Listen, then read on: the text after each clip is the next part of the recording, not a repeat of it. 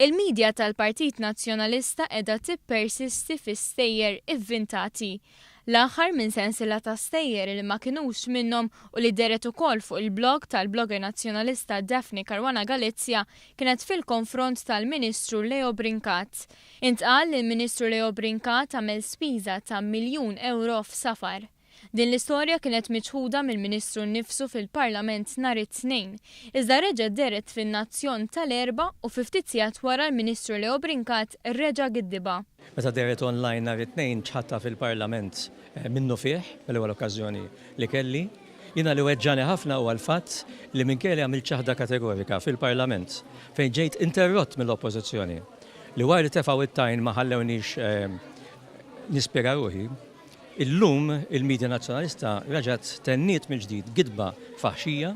Saħansitra talab lill-Awditur Ġenerali jinvestiga l-allegazzjonijiet, dan f'mossa illi tixet trasparenza.